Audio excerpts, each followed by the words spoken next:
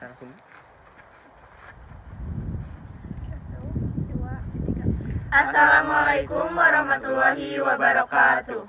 Kami dari kelompok 1 yang beranggotakan saya Laila Ratna Sumili, Saya Gian Akbar Perdana, Saya Andin Anjani, saya Agnia Rahmatillah, saya Kartika Widya Yusuf, dan saya Farul Hidayat. akan memperlihatkan hasil observasi kami di rumah potong hewan unggas ayam pedaging. Rumah Potong Jabal Nur atau RPA Jabal Nur terletak di Jalan Raya Cihaur-Beuti, Dusun Citengah, Desa Sukamulya, Kecamatan Cihaur-Beuti, Kabupaten Ciamis. Narasumber yang kami wawancarai adalah Pak Ridwan. Pak Ridwan lahir dari keluarga yang kurang mampu. Sejak kecil, beliau terbiasa untuk mencari nafkah sendiri. Setelah selesai sekolah, beliau harus mencari nafkah untuk membantu perekonomian keluarga. Beliau sekolah di SMK Pansudan. Sejak kecil, beliau senang sekali dengan seni musik. Oleh sebab itulah, ia memanfaatkan hobinya untuk menghasilkan uang. Pak Ridwan bersama teman-teman sering tampil atau manggung, dan hasil panggungnya ia gunakan untuk membayar SPP.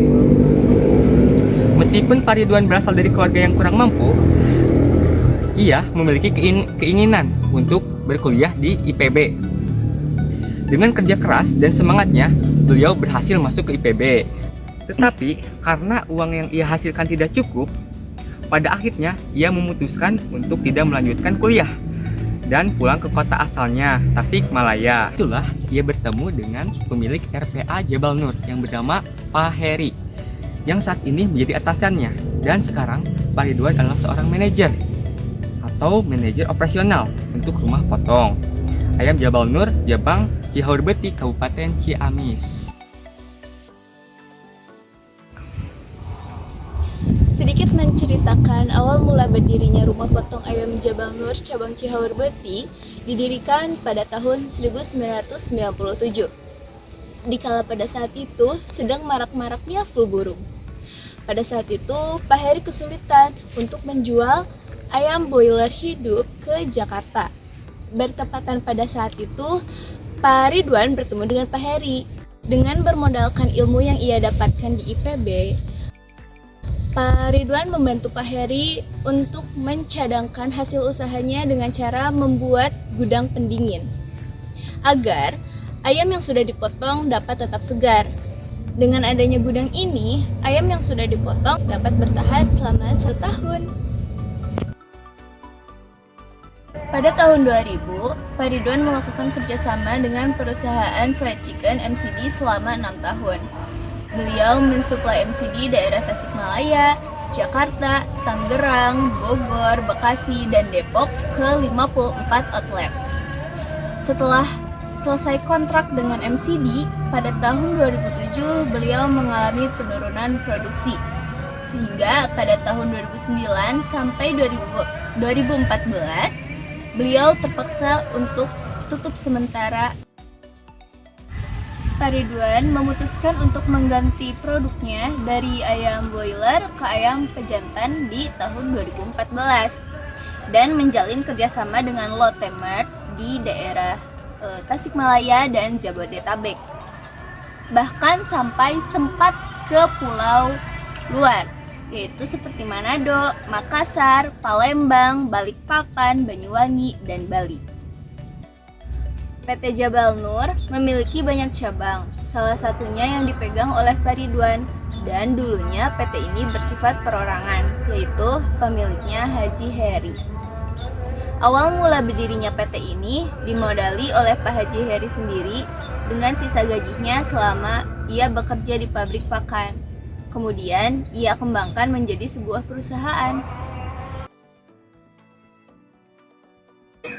Jenis unggas. Jenis unggas yang Pak Ridwan gunakan untuk usahanya adalah ayam pejantan.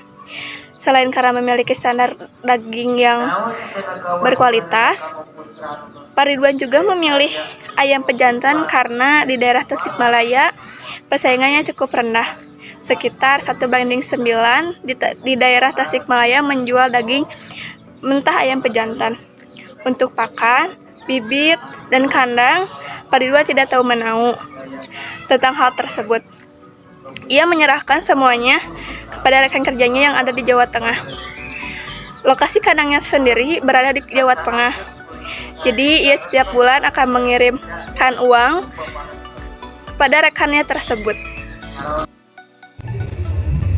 Karena Pak Ridwan memiliki rekan kerja yang memproduksi produk pakan, mereka bekerja sama untuk saling menguntungkan. Metode yang mereka lakukan adalah pabrik pakan mengirimkan hasilnya ke kandang ayam milik Pak Ridwan yang ada di Jawa Tengah. Ayam yang sudah bertumbuh dengan baik dikirim ke RPA Jabal Nur cabang Cihaur-Beti, Ciamis. Rekan kerja Pak Ridwan memberikan vitamin setiap harinya berupa vitamin Vitacik. RPA Jabal Nur cabang Cihaur-Beti bisa memproduksi ayam sebanyak 1.500 ekor per jam. Pak Ridwan selalu membicarakan bisnisnya mengenai pemeliharaan dan perawatan ayamnya mengenai rekan kerjanya. Ridwan mempercayai sepenuhnya mengenai ayam kepada rekan kerjanya tersebut. 6. Monek. Karena dulunya Pak Ridwan adalah seorang karyawan yang harus berusaha menghidupi keluarganya. Alhasil, beberapa selang beliau mendapatkan kepercayaan oleh atasannya untuk memegang salah satu cabang perusahaannya karena kejujuran dan semangat yang beliau pegang.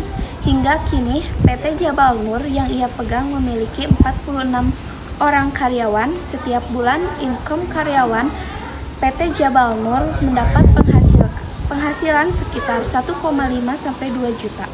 Hal yang harus diperhatikan dalam menjaga kesehatan ayam pedaging adalah pakan, karena pakan termasuk hal yang paling penting.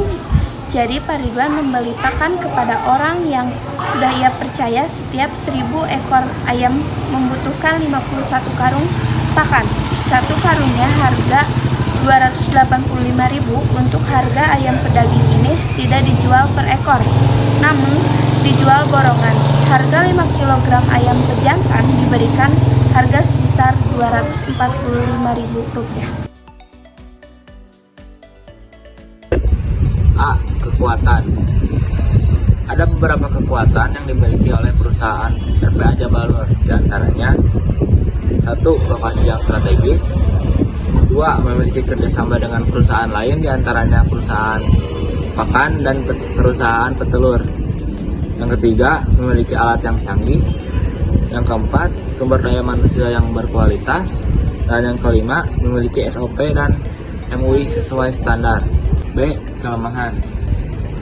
Meskipun perusahaan Pak Ridwan memiliki banyak kekuatan, namun perusahaan beliau juga memiliki beberapa kelemahan, di antaranya 1. SDM yang berkualitas tetapi sedikit. 2. Tidak memanfaatkan media sosial sebagai sarana berdagang dan promosi. C. Peluang. Peluang yang dimiliki perusahaan Pak Ridwan di antaranya 1. Memiliki support dan relasi yang kuat. 2. Perusahaan atau perorangan dapat berinvestasi di perusahaannya. 3. Mengembangkan bisnis dengan adanya dukungan dari pemerintah. Dan yang keempat, kebutuhan pokok setiap orang. D. Ancaman. Salah satu ancaman yang pernah dialami oleh Pak Ridwan adalah terkena penipuan oleh klien sendiri. Salah satu strategi yang ia lakukan untuk menanggulanginya adalah dengan melakukan sistem COD atau Cash on Delivery untuk wilayah dalam pulau. Sedangkan yang di luar pulau, dia menggunakan sistem DP. Ancaman lainnya adalah daya saing yang tinggi. Perusahaan Pak Ridwan memiliki persaingan dengan perusahaan besar lainnya.